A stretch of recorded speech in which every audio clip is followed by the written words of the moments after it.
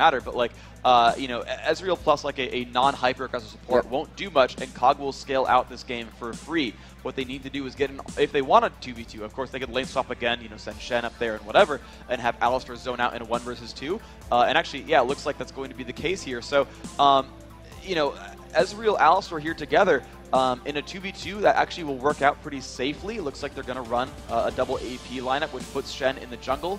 And that's going to be really good. I think they have the ability to jump in onto Kog'Maw, put a lot of damage out there and force that battle and make it really, really scary. And that could be very, very, very strong for them overall. I don't think they're going to play the sort of sit back and poke, because it's going to go to Kog'Maw's favor. He's going to scale much harder than Ezreal will. And now it's going to be the lock-in here onto Zilean. So AP mid Zilean means you've got a very, very scary lineup here on M5. And it relies a whole heck of a lot on their bottom lane. It is all about that Kog'Maw here. It's going to be the Genja show here for Moscow 5. You know, Freak, and I like the situation that happened with those mid picks back in Hanover. I remember Alex Ish saying Mordekaiser, Galio, Ryze, favorite champion. So he knows exactly how to play against Ryze. Exactly. You know, he's going to have an interesting matchup here. And the cool thing here for Alex Ish, though, is that Zilean is not a very often picked competitive champion. You don't see him in the mid lane very much. You saw him actually a lot more maybe a year ago, especially in America. You saw all the North American teams rush for Zilean. He was like the meta-defining champion. Like a year ago, again, there was an AMA from Skara who said, so the AP mid tier list is tier 1 Zilean, tier 2 everything else. And then, like, without anything happening, everyone was like, actually, Zilean, don't care anymore. But Alex Ish has brought this guy back. He said, you know, Zilean is our guy. We normally see that actually comboed in with Jax. It's about getting Jax into the front line, letting him initiate, hasting him up, tossing out time bombs, and if they ever try to kill him, he just gets chrono shifted and comes back to life. Well, instead of Jax, it's going to be Kog'Maw, and I think it's going to work out just as well. The potential dive comp here from Invictus will do a lot of damage, but they'll just bring Kog'Maw back to life, keep him alive, you know, push everyone back away with Sona and Alistar, and let him keep putting out a whole heck of a lot of damage. This will be really, really strong. I like M5's lineup here. They've got, you know, that late game carry potential. It's going to be so hard to shut down Genja. He will keep putting out a lot of pressure and really kind of turning heads there and doing a bunch of damage. And how do you feel about this bottom lane matchup coming in right now? So Alistar, Ezreal, it's a really good all-in lane. Ezreal's very good at fighting, especially actually against Kog'Maw. So there's two big traits here. So one is Alistar can all-in and set up a fight. He's got Headbutt and Pulverize. He's got Flash. He's going to make people fight him. If you compare him to Sona, Sona is very pokey. She actually has really bad all-in until level 6. She can put out some damage with Power Chord, put out some damage with Hymn of Valor, but then doesn't really spike health down or spike health back up. She doesn't do, you know, super, super well in like a, you know, crush heads together, fight a battle. So right there, if Invictus goes for an all-in, they're in better shape as far as supports go. Comparing the AD carries, Kog'Maw is all about trading auto attacks. He's very, very attack speed based, less so about abilities. Well, Ezreal's got this wonderful ability called Essence Flux that lowers the attack speed of his opponents. So if they get into a battle, if Kog'Maw is crowd controlled, he's going to land Essence Flux, he's going to start trading auto attacks, and they're going to completely out-trade Moscow 5. Now, if M5 BenQ can keep it a little bit safe and not have those engagements happen too often, because they will have to run from those engagements, then Sona can kind of get their health back up, sustain back to healthy, and then, you know, kind of continue back from square one. But those aggressions should always go in IG's favor. It should be really, really strong for them. And we do see these pickups for the jungle. How do you feel about the Shen versus Lee Sin? Now, they're both obviously going to be somewhat aggressive. We could see a level 1 here, but if those two to meet in the jungle in that early first level 1, what are you going to see?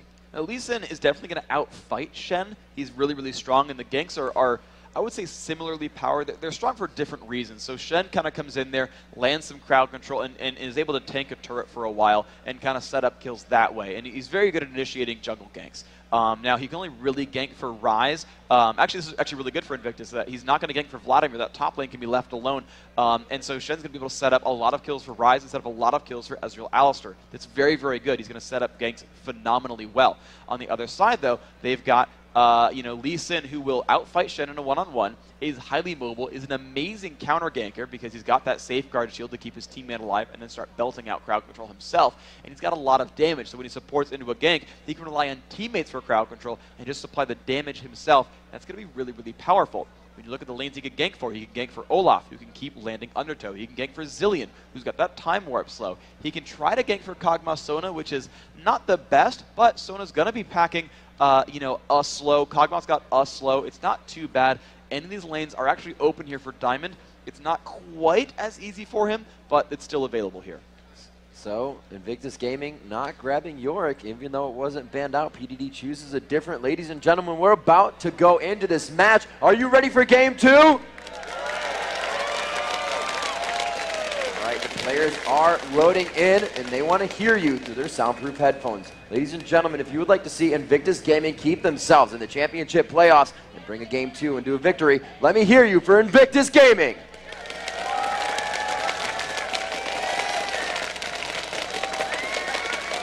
You want to see Europe keep their hopes alive and see Moscow 5 close one out 2-0 and be one of the top 4 teams in the world. Let me hear you for M5 BenQ.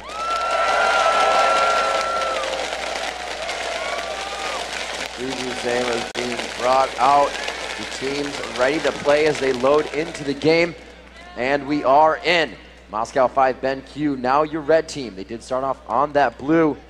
Did see that Invictus Gaming threw the switch of the lanes up last time as they now start on Blue Freak. Yep. See what they have to do. It does not look like they're going to invade too much, but they will put some bottom pressure there to make sure it's defended. Okay, so let's see there. We're going to see if they move around now. Actually, all of Invictus pushing themselves on the bottom half of the map means they're probably going for something aggressive. They're not watching for invades. They're trying to start an invade. And I mean, look at that level 1 team. Alistair with a wealth of crowd control. Shen's got Shadow Dash that will slow his jungle down. He'll need help if he picks that skill up. Ryze has that Rune Prison. Ezreal belting out damage from the side. The only weak link here is Vladimir, and that's not really the end of the world. Meanwhile, you see M5 realizing this aggressive team exists. They're pinging potential ward spots. They're waiting around on the outsides of the map. Genja actually being sent to the top lane. So Moscow 5 BenQ actually looking for a lane swap to start things out. And that actually is going to be interesting. Oh, Darian gets caught though. There's the Pulverize as well. First blood might be there. 1 hit to go. There it is. Nice opening here. IG finding their stride early on in this game. Is that their second first blood as well? Yeah, they came out strong, but there is the curse of first blood as well, Freak. Yeah, we've seen actually pretty much throughout the entire Southeast Asian regionals that the team that picked up first blood tended to lose the game like with pretty regular frequency.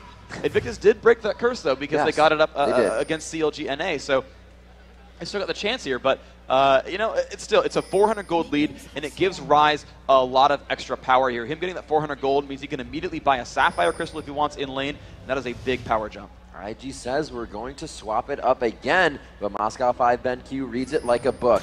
They do get poked out here. The undertow, and I don't think it actually gave them vision of that. It's on the other side of the bush there, so it was denied. And a lot pulling up for Diamond Prox here so he can get that red buff. Alexish throwing a bomb on him and running off. Very tricky. He doesn't have to stay there for it. It looks like they're saying, should we take the Darian blue buff? again. Darian taking a bit of pressure, but looks like he's going to be safe. But that was risky, though. Darian's like really trying to spot this out.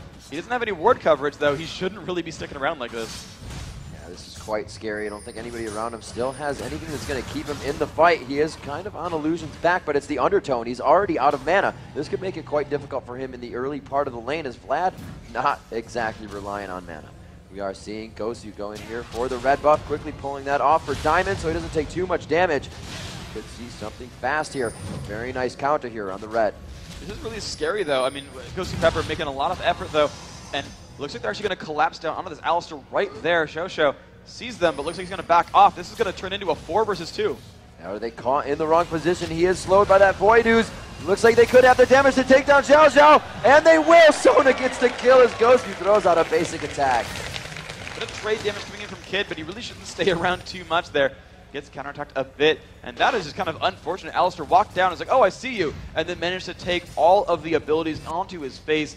Nice job being put out there. Ghost Pepper even putting out the Ignite to help that kill happen, and that was really, really good overall. And a nice sort of orchestrated jungle invade. They realized their blue was stolen. Ghost Pepper actually a lot of damage being dealt to him. Kid taking a lot of counterattack, though. He's getting so aggressive, and the problem is Pepper has, actually I guess he's out of mana, so he will recall back. But, you know, Kid didn't accomplish too much except for losing some health potions by doing all that aggression. I don't know if that push really mattered all that much. And this is going to be really great for Genja up top. Kid now with that Ignite down, he still has Flash and Arcane Shift, where he's going to be very slippery in engagements until they can really lock him down with Crescendo at level 6. We can see that mid lane going in strong. The flashes are forced on Zatai.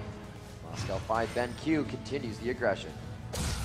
With a couple of moves there on the Darian. This bottom lane matchup actually Should go, I think, in a Darian's favor. That right now he's not getting camped by Shen, although he doesn't have any ward coverage, so he doesn't actually know if he's going to get ganked by Illusion. This is actually pretty powerful, though. The thing is, it's difficult for a player to gank for Vladimir. He doesn't bring any crowd control, and this early on doesn't bring much damage either. So even though Darian's in an unsafe place with no vision coverage at all, he's really not killable, and Darian should be able to pretty much free farm here. Even though the lane is not the easiest to win, he'll just farm and scale throughout this game, and that's pretty much fine too.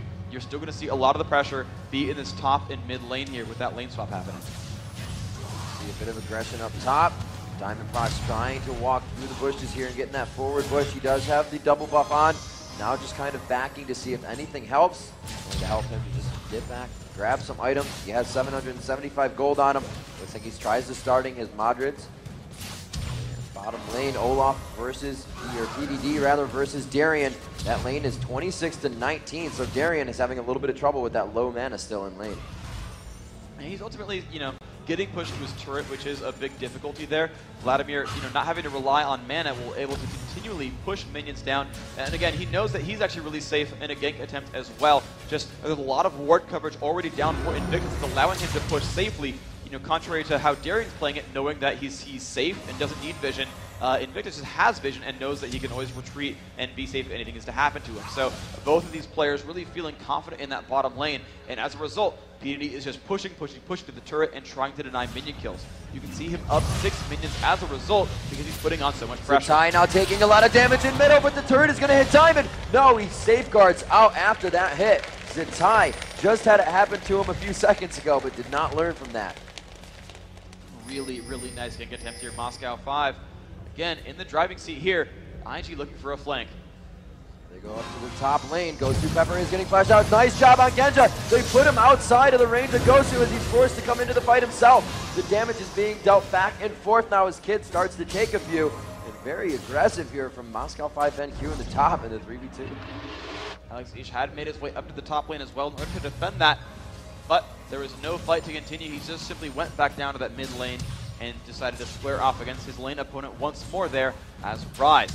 So this opening here, still very, very close, neck and neck overall. Invictus' choice to go for that 2v2 at the top lane, I think is fine overall. There's the aggression again coming in from Shosho. Looks like Gosu could be taking most of it here. They're kind of out of mana, but they're still going in for the fight. The Ignite once again down. That one is Ezreal's. Kid just got his Ignite back, and he goes for the aggressive Summoner once again, thinking they could capitalize on the kill.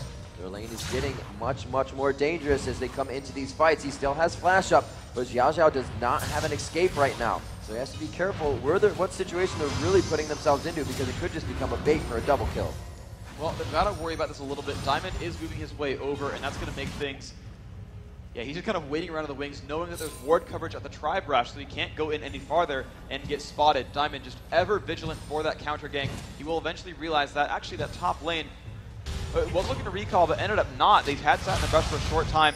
There we go, one more lane shove, and they will recall back here. Gosu Pepper already sent back to base, actually makes this a bit more difficult for Genja. But normally your support will actually prime the minions for you and get them low enough that your AD carry can last hit them successfully. Now, as it turns out, Genja does kill them all pretty successfully himself, but normally you do see a support try to lend aid there when that happens. And so seeing that Pepper had been sent back, they shoved one more lane, or one more wave rather, and then went back to base. Now both these top lanes have gone back to buy new items. Alex Ish, with free reign on this Golem buff, is going to be walking in a lane with pretty much infinite mana here, and you will see him shove a lot as well and turn those into pushes on the side lane. Here's the timer onto the blue buff once again. Xiao Xiao there, though, the entire team, they had the timer on it since they know it was stolen as they came up from top lane. They look like they are going to get this one. Pressure from Diamond going in, knowing Xiao Xiao does not have the escape. Illusion comes in, taking quite a bit of damage. The second bomb is on. Diamondprox safeguarding, kicking him back as well to solidify the kill. Now leaving Kid to dive under the turret. Diamond getting quite aggressive here. Juice Shot Barrage hits. He goes down to the turret, but he's brought back up by Chronoshift. Gosu just getting out with a sliver of health. Kid could go down to the bomb, he lives as well. It's now onto Diamond, as the Chrono Shift wasn't enough to keep him alive. It's going to be a 2-0. And at the same time, though, that was Vladimir getting, I believe, a solo kill off on Darian. He died under his turret. So that engagement overall, 1-for-1. A nice attempt by M5 to dive that turret because that Chrono Shift was available. They thought they could just put the pressure on. But the difficulty there was actually Alex in bad shape here. So much pressure from Zatai. He's going to trade that one back. Ignite will pick up that kill. Zatai with a happy golem buff here, almost dropping to that time bomb himself. But Magic with his Blitz keeping himself alive. That is scary. Normally you don't want to all in like that against Zillion, but he knew that cooldown was down. So what went to be continued pressure kind of gave the blue buff over to Zatai. Now a blue buff to be had that was not stolen. The timer's going to be off on that, so I don't think Diamond Prox is going to put too much more focus on it. They tried to control them as the game went on. 4-3 now at 9.5 minutes in the game. Pretty much even gold. Only 800 gold separates these teams right now. The turret has been destroyed, so that's going to give them a little bit of a boost. With really no vision on the map, they see Xiao Zhao mid, and they see Ezreal top, so this says they could feel safe enough to do a dragon. Lee Sin has finished the Modric swoop, so they should be able to cut this down quite quick. This is really M5 like the same strategy as the first game, where they just spend a little bit of extra gold on ward coverage to ensure that no one sees them go for Dragon, and they over and over and over again just simply make their way down there. Honestly, if I'm Shen here, if I knew about this, you would just kind of walk over and look for a Smite Sleepiness to try it. There was not a lot of crowd control down there to deal with him. He would have been safe to make that move, but just the fact that he didn't even try proves Invictus did not have vision on that side of the map. M5 doing a really, really good job of controlling that objective. Completely blind to Invictus. I don't expect them to have a timer on it right now. They just actually now pinged, oh guys, I think Dragon might be dead. Yeah, so they have a rough timer, but that's it. It's going to be coming up at 15:50 once again. So Moscow 5 BenQ losing that blue said, we need a timer on another objective. Let's grab Dragon. So 10 minutes and 30 seconds in. Now finding himself in trouble. He is going to get Shen in this fight. The 2v1. Darian is quite hurt here, and it looks like the kickback will knock them both up, mitigating a little bit of damage. The troll pool goes down. Can he get a final attack? No, they've lost Darian in the fight. Diamond Prox! Oh, wow, going in for the kill, almost getting the kill. Very nice job there, and actually beautiful timing by PDD to understand he was coming back in for the resonating strike. That was a nice counter gank there, and that is really the strength of having Shen on your team, is he gets free counter ganks that stand united, really proving itself well. And 5 didn't feel too bad about it the first time. They actually kind of outplayed Illusion's Shen in game 1. This one is looking much more brutal. And this time, you know, Alex Ish, he's not an Evelyn. He's not on a snowball, get a quadra kill in a team fight type champion. He's going to be there relying on his teammates. Now, he's only being pressured by his mid lane opponent. Zatai did win that duel earlier, but otherwise, you know, IG are leaving him alone because they're not worried about Alex carrying. He's not going to be, you know, late game a big damage threat. He's going to be late game a big support threat, and that's fine. They're kind of allowing him to scale throughout the game. Instead, M5, you know, the only threats there are Genja and Darian, and so Invictus will over and over again spend the effort to try to knock those two down on the map. It's worth ganking Darian, it's worth that Shen ult coming in there to make that counter gank happen, and it's worth them trying often, I think, to try to dive Genja here on Kog'Maw. You might see them really put a lot more pressure on the top lane pretty soon. You see Kid heading up through the jungle, making sure that nobody is in there playing any aggression. That blue buff was taken down quite a little bit ago, so they're not going to have that spawn yet. Zatai in middle becoming very strong here, and you see them locking down onto Alexis. A beautiful stack of the crowd control. He throws Chrono Shift on. It looks like Zatai will proc that just to get it back up faster. It looks like they want to continue this fight. We do have Darian looking to come in from the wing here in that bottom part of the river. He has to be very careful. Alex Ish not doing that much damage anymore. He hasn't been able to build that ability power yet, and the HP that Zatai has grabbed from the Catalyst is really just stopping any of the damage from the bombs, and he's able to trade easily with Alex at this point. With PDD again down bottom, finding himself in a bad situation. He came out with a kill on this before. It did not go down, but it does not look like he has the help from his teammates. Hemo Plague with a lot though. Darian is very close, and he does come out with it. He was kicked away by Dragon's Rage. He could easily sustain himself back up here, but amazing play by PDD, keeping himself safe in what looked like instant death. Simon, however, the counter comes in. He safeguards very close, and it's only going to be Zatai there to meet him as Illusion grabs the Vorpal kill. Wow, and you know what, Darian, you had an Elixir of Fortitude. You didn't use it in that fight. That would have been enough damage to pick up the kill. But speaking of kills, top lane under pressure again. Shoshu's taking a lot of pain actually in counterattack. And again, that's how that lane kind of goes. They go in for the fight, but if they don't follow through, M5 has poke and a lot of consistent damage. You saw Genja and Ghost Pepper put out a lot of pain in response there. But I don't want to harp on Darian, but he forgot his Elixir. That would have made him survive that battle, and the extra 10 attack damage might have been enough to pick up the kill as well. He forgot. He bought it in order to bait fights like that, and he forgot about it in that battle. Darian, the strat relies on you. You're not Jax, you're Olaf this time, but it's a strategy about you. That's why they went for Zillion here. You've got to pick up your game, man. The strat's about you. You've got to make this happen. So we see Genja out of mana up top, continuously farming. They're at a perfect spot. Nobody wants to go back there. The turrets just going to eat up the minions. Red buff going to Diamond. It looks like he's going to try to have them push the lane here or just come up with a tri-bush and safeguard over to a teammate. Genja's still out of mana, so this is kind of a great bait for them. He has that heal up, he has his flash up, and he can throw out a Void Ooze as well to crowd control them into this. Diamond Prox feels that he's losing a little bit too much time in that top lane though, and still an aggressive Xiao Xiao and Kid can easily bump them out of a fight and get out safely. Yeah, and now we see just how these matchups are kind of going through. That top lane, definitely hard to gank overall. That Alistar, just a brick wall there, and really just stops aggression very easily. If you go on him, he's got unstoppable force, which is pretty much impossible to break through. You might say he might be unstoppable, but at the same time though, never mind, anyway, sorry. But that top lane, it's just so hard for M5 to really break through there. They don't have an easy time of ganking Kid. Kid's going to have a nice, easy lane this whole way through, keeping up his minions 116 to 113 against Genja's Kog'Maw. It's very different from last time where Genja was the guy who was rich the entire way through. He had a bunch of kills, he had a lot of minion kills, and he was just happy to go through it. That's not really the case here. He's just going to be scaling moderately through this game, and Zatai actually putting some pressure again on this top lane. You see him just down bottom. They time those wards. The crescendo goes up, but the Alistar ulti will be holding that turret damage. A beautifully well orchestrated power dive. And that is what happens when you've got Shen and Alistar on the team. They can safely ignore turret pressure pretty well and just dive in, flash, headbutt, pulverize, just, not even flash in this case, but just headbutt, pulverize, and enable kills over and over. That's really where I expect to see the aggression again, just, constantly really from Invictus. Now, they turned that kill into their second turret of the game. This is really, really smart here from these guys. Now, they do have the Dragon well enough time that they are coming down for it. Let's see if they can win this.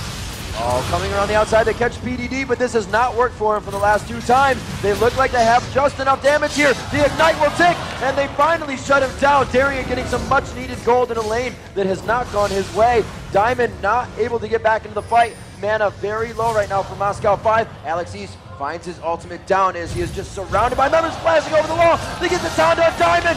Will they come up with a kill? They get the bomb down on Illusion, and it's now the counter. Here comes Genja from the side. The damage onto Illusion takes him down, and the 4v3 is pushing IG out of a fight that was theirs. Darian from the side, gonna find Zatai. He gets the damage. Will they get Xiao Xiao? Xiao Xiao now with the bomb on him will not make it out alive. The double kill execution, and now what would be their dragon a few minutes ago. Moscow 5 secures this one to be uncontested. That was perfect team fighting from M5. Diamond especially baited out so much damage onto himself, safeguarded back, and after that safeguard actually landed Sonic Wave and was like, yeah, sure, I'll dive in on you, and knew that the damage was not there to shut him down, just playing so aggressively and getting rewarded for it every time. And Darian finally finding himself some gold. Picked up 3 kills in that fight. He was 0-4. Now look how rich he is. He's got 2,400 gold in the bank thanks to that team fight. Expect some big items coming out from him. We do see, as we take a look at those items 17 minutes into the game, it's like we have the Aegis in the jungle. That double AP is going to be sustaining off the Will of the Ancients that PDD picked up. We saw that being in his favor these last few fights. Continuously jumped on by Darian and Diamond Prox, but they can't do enough damage as his sustain and spell vamp is just way too much. The BF sword coming out on Ezreal. Looks like he's going for that Bloodthirster in the early phase for a little bit of damage as well as lane health as well as lane harass. So these guys are kind of piecing together the builds right now. We see that Alex East has finished the Rod of Ages to give himself a little bit of tankiness as well as damage. Not too many items. That Athene's is going to be on Zillion, who's looking for a lot of sustain there, and Olaf is going to be trying to force fights with Diamond Prox. That Frozen Mallet is really going to help them to stick to people during these engagements. So now we're going to see what these lane setups are going to be here, because there's now a really good front line. PDD getting caught out. Can they get the damage here? They see Shen coming in, and they kind of turn and haul backwards on that one. It's going to be 9-7. Right now, Invictus Gaming is doing great because they're able to get to these fights so fast as they come in. Ghost Suit Pepper is going down. No, he's going to be helping as they go for PDD. Alex East will focus him first. The troll pool is off, and this is the time to dive of Vladimir, but it's on to Alex East. He's going to happily sit in the chrono trigger there, continue his blue buff, and not get taken down by True Shot Barrage. Illusion going for the taunt. Zatai, however, not there quick enough. They are in pursuit. Xiao Xiao looking for the headbutt. Who is he going to push backwards here? Good damage coming out. Pepper finds himself down. There's no turret for these guys. It's an all-out chase. Invictus Gaming on the heels right now of Moscow 5. Alex speeding himself up as it looks like the rest of the teammates able to make it out safe. Coming into 20 minutes into the game, these teams look to start dictating where the fights happen. There's a lot of engagement windows here from both sides. You've got, you know, a Lee Sin or an Olaf that you can haste here, and they will just charge in, land Undertow, or land Tempest and Cripple, and that slow is going to be enough for the team to follow up here. Pepper, can show up with that crescendo, lock the champions down in the second and a half. That is enough time for M5 to collapse in onto a battle. The same thing is here for Invictus. They've got Alistair who can run in, flash, headbutt, pulverize, Shen, flash, shadow dash. These guys can start fights from very, very far away and lock the opponents down in order to start a battle. It's going to be very, very tricky on both sides. Alex each can only revive one teammate, so it's only if IG goes for a single target focus, then he's really going to be able to keep the team in good shape. But IG is really very area of effect focused. Look at that Vladimir, going to hit everyone really on the team. Zatai, while he's going to cast single target spells for the most part, his ultimate makes all of his abilities deal splash damage and hit other things on the map. Ezreal, he's got single target focus, but also that true shot barrage hitting multiple targets. So you're going to see a lot of M5 take pain all at once on that lineup, and you can only revive one of them from Zillion. It's going to be a little bit difficult in that team fight. I think that late game power is really in IG's favor. They've got a lot better scaling here with both Ryze and Vladimir really just going to keep scaling from gold and keep scaling from levels. They will be very hard to deal with. I think M5's saving grace is on Genja and Darien. Darien can be so disruptive, he can shrug off that area of effect damage and just chunk down onto Kid or go onto Zatai and really ruin one of those hyper carries.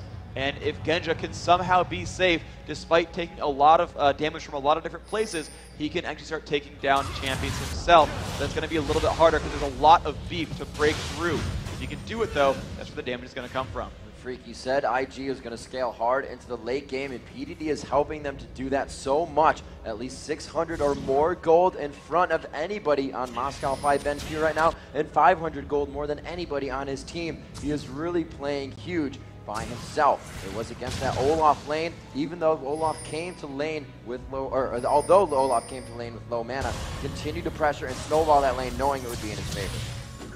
And again, that's really knowing the matchup very well. His team with the early ward down allowed him to push so aggressively and not worry about Diamond the entire time. And you just saw how well that lane went for him. 0 and 4 is how Darien opened that match. PDD absolutely playing a phenomenal lane this game. He did a great job as Yorick as well. He was out laning the other 1v2 there on Darien. PDD's been doing a great job. He's not getting all the fame, really, at least not from me, so far in these games and not being praised enough for his awesome play, but he's absolutely going to be one of the biggest forces in this match. It's really going to be, I think, on PDD, on that Vladimir for Invictus to make the biggest moves. Moscow 5 now to try to take a turret. True Shot Barrage goes out. That was to be an initiation with Hemo Plague and a good taunt from Shen, but just not there to make it happen. He is top. Actually, that was going to be a Rune Prison coming in. Shen is trying to farm himself up right now.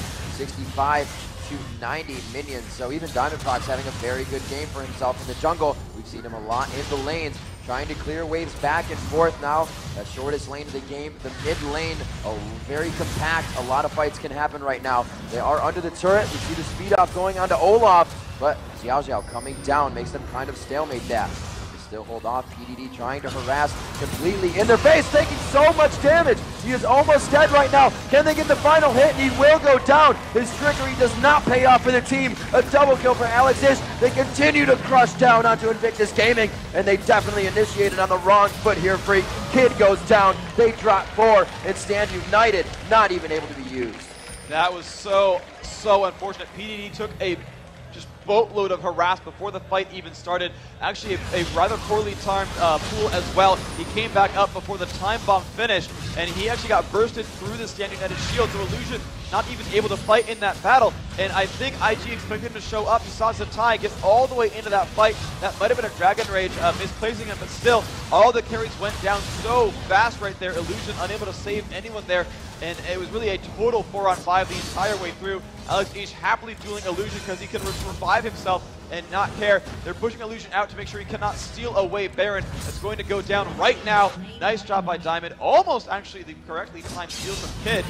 There is that kill. Alex Ish taking down Shen in that duel. Excellent, excellent job. Just like last game, M5 suddenly putting a team fight around and building themselves a lead, immediately following up with Baron. You know, Freak, I said Invictus is going to have to be very careful on their engagements.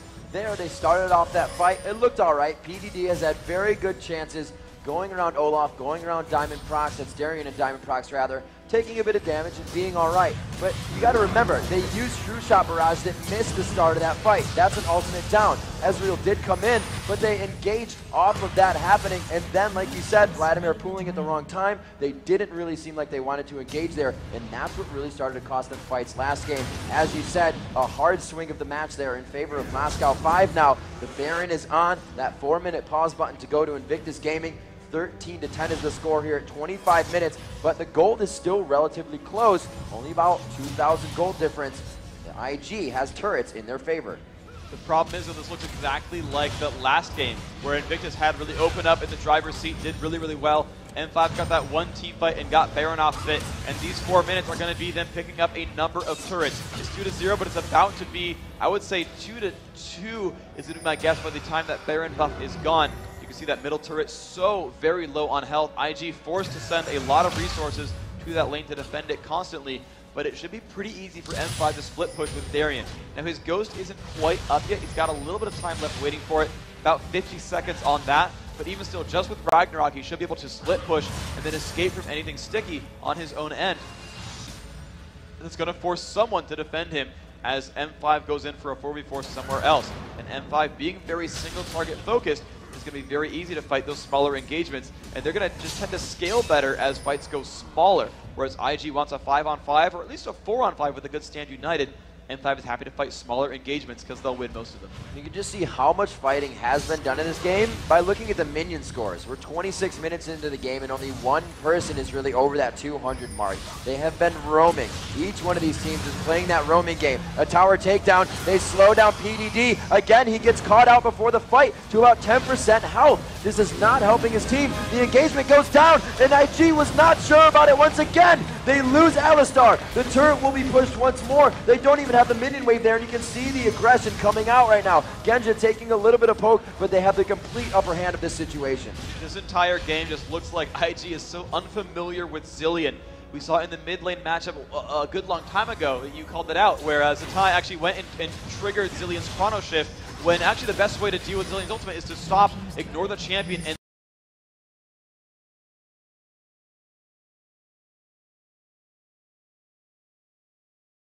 bombs. I don't know if he's not realizing the base damage on the ability, or he doesn't know the range, but he's constantly taking damage from these sources and really is unable to fight giant battles. And it's now the second time that Illusion has tried to stand united and not gotten to teleport in because the burst is so high from M5. This is so scary. They don't even have stand united. Rise using his ultimate. They don't have Hemo Plague either. A lot of aerial effect is lost out for Invictus Gaming here. And again, they continuously get dropped out. This fight just happened and it did not go in their favor. Zatai finding himself being taken down as well. Moscow 5 pushing through so hard, coming up with more kills. They just separated this game by 6 kills and 4,000 gold now. There we go, with 2 turrets in their credit, finally pushing down the rest of that mid lane. They're going to regroup here. Looks like a lot of farm is there at the top half of the map. He's going to speed up Genja and allow him to get that, and that's really going to be the big strength here for Moscow 5, is that Darien is now to the point where he is tanky enough. He can rely on just base damages, that max rank Reckless Swing, max rank Undertow, a lot of damage as well. He is pretty much safe just to run through and just chunk people down and just be tanky for the rest of this game. It's not a big deal. Darien doesn't even need gold. He just needs, one more level to hit 18 and that's it. But Genja will keep scaling. He's got that Phantom Dancer. He's going to go for the Infinity Edge next. Last Whisper soon. Guardian Angel has always been his third item pretty much every single time. He's got 2,700 gold right now, which means he's actually close to Infinity Edge himself. And that's going to be just a super, super scary Kog'Maw. And again, with Darien being this tanky, with Diamond and Alex and Ghost Pepper all there to support, not even Genja will go down either. M5 has a really good team fight chance ahead of them. So it looks like Alex Ish has surpassed PDD in gold. 500 gold there. He is the first one to reach 10,000 gold in the game. And we can see, we said it before, the switch in that mid game where Moscow 5 figures out where IG is. They start to dictate the fights, and they really pull Invictus Gaming off guard, making them very unsure about the fights. 17-11, as I said, the score just now. Freak mentioning they took down those middle 2 turrets. Now this leaves top lane and bottom lane, which is perfect for after that Baron take. They can start to push down, push up top. They can get a split push going on and do bottom. They have a lot of utility on this team to get speed around the map. And once they get down to those inhibitor turrets, it's going to be hard to stop a Diamond Prox and a Darien from pushing a lane by themselves. And that's really going to be the difficulty here, is that M5, they have so much power there, they can just force any fight they want. The Stand United coming down, and he might have baited himself into a kill as well. Illusion finds himself going down, trying to save out PDD. They find Xiao Xiao. They do have a turret here, so it's semi-safe, but they walk away from it. The Crescendo clears both of the players. Double kill coming up for Genja. They also find Kid. And they are looking now for Xiao Xiao. He is just under the turret, trying to do what he can, going down valiantly. And another ace for Moscow 5 Ben Q. It looks like they do say GG on Invictus' side. Have to see if that is what they say for the surrender. Moscow 5 pushing down this bottom lane. The surrender vote comes out to 4-0. Moscow 5 taking their semifinal match. Moscow 5 beating Invictus Gaming.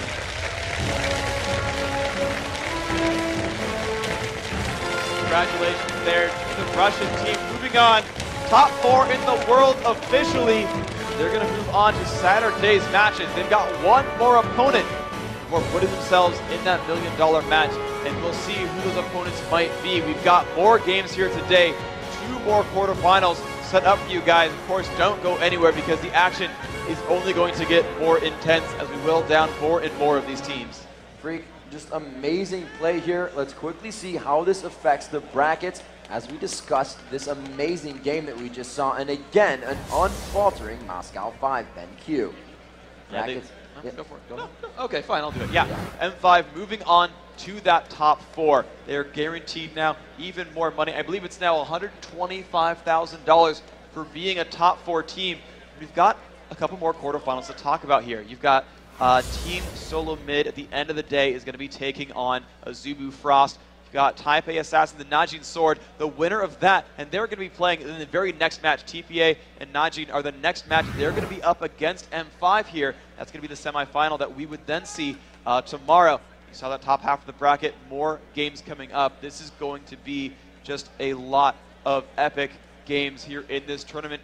I can't call any of the rest of these matches even still. We saw Invictus so narrowly winning, narrowly losing. They came so close to winning this match. Both games, they started out incredibly fast, a lot of gold, a great advantage for them, but it looked like both games were identical. There's a couple of mid-game fights getting completely turned around. Alex Ish played the carry role ultimately, even in both cases, even on something like Zillion, which you don't consider normally a carry. He was doing all the poke damage, revived his teammates, kept the kills from going on. A beautiful job. Let's actually see a replay of just how dominant he was. It's been a great game so far from Moscow 5. As things open up, you can see just that dive at the bottom half, so much damage dealt to PDD. Shen did come in, but as you called it, Riv, he kind of baited himself into his own death. The Zhonya's Hourglass not even mattering. This is just M5 having beautiful execution there. Sona saving the Crescendo, knowing they didn't need it for those first few kills. Really locked up Kid and Zatai picking up those last few kills. And another great point for them, they left the support alone. They did not need to kill Alistair. They let him sit down at the turret and just, cry by himself and just pick up that last kill at the very end. M5, that teamfight execution is just so strong from them. They are amazing. Freak, it was an amazing matchup by Moscow 5, and not just because of their roam. It was the timing of their roam. Every time they met a turret, there was a full minion wave there. And I mentioned this in the middle when they took out that first middle turret of the game, is that does not give the 15, 20 seconds for the team to get to that position. They don't have their wave clearing champions there. And they did that perfectly every time. And being able to roam like that gives you an advantage every few minutes in the game. They were able to take a ton of dragons. Diamond Prox was coming out huge on those throughout the entire 2 games for them, and they just controlled the game in their way. The fight started getting dictated by both teams actually towards that 20-minute mark in the game. We saw such low minion scores through both teams because it was just all out punching each other in the face. But Moscow 5, obviously, with the better blows, they were able to take down Invictus Gaming. We're going to head over to Rachel on the stage. We're going to get an interview with the winners. Thank you so much, Rivington. That was an incredible match. How does it feel to kick their butts? It is an awesome feeling. It's like the first match of the day, so we were able to break Asian dominance, and we're really happy about that.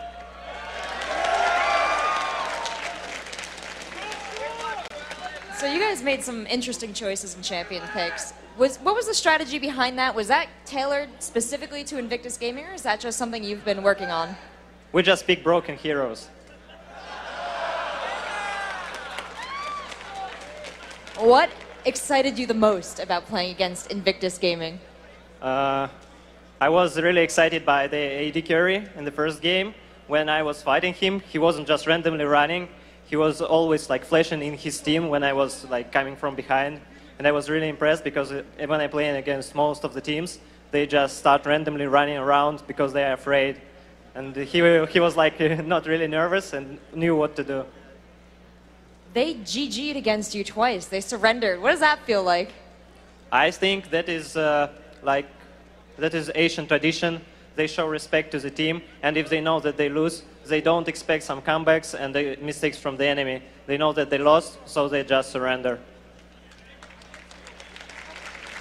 Up next, you will face either Taipei Assassins or Najin Sword. Who would you rather face?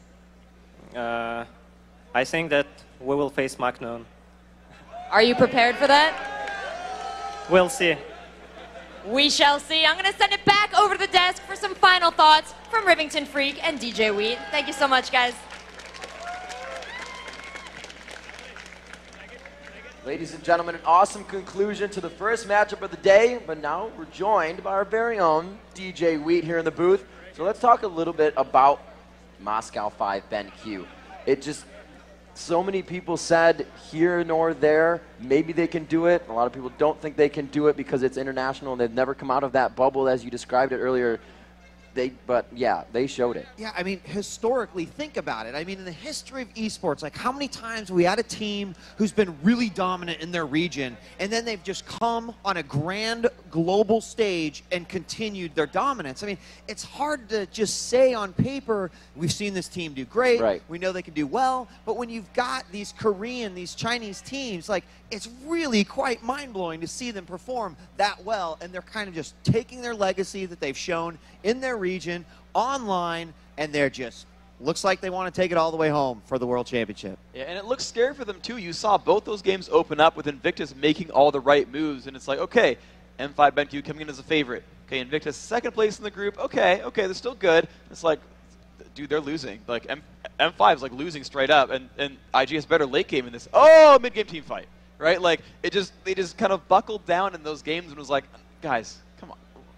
We're M5 BenQ. Of course we're going to win. And they really just kind of laid it down. Like, once it hit like 20 minutes, you just like saw a completely different team, and they like started wiping the floor with their opponents. I mean, the team fight's obviously really, really big in both of those games. You both mentioned that there were some close, could have gone either way situations. Oh, so, yeah. Let me ask you guys this. What do you feel M5 has that some of the other foreign teams don't currently have that are able to make them look dominant versus these foreign teams? It's just like it's just a mix of, I think, a lot of individual talent, and a lot of these teams, of course, have this. But I think they've been together for the longest, ultimately. Invictus just got 3 new members of their roster very, very recently. Maknoon just built his team together, Najin Sword. I think Taipei Assassins actually is like the one foreign team here that's actually had a stable roster for a long time. So honestly, if we go by that call, and I mean, that's what we saw, right? Like, we saw the mid-game fights turn around based on Moscow 5's team fighting. That's really what it was, is their ability to team fight and play as a group. I only see a couple more teams here who have that same level of cohesion. It's Counterlogic Gaming Europe, who's been together for a year, and they beat them at DreamHack. We see Najin Sword actually completely being built together in about 4 months. Taipei Assassins, finally, that's another team that's finally been together for a long time. Those are their biggest competitors on a team fight front.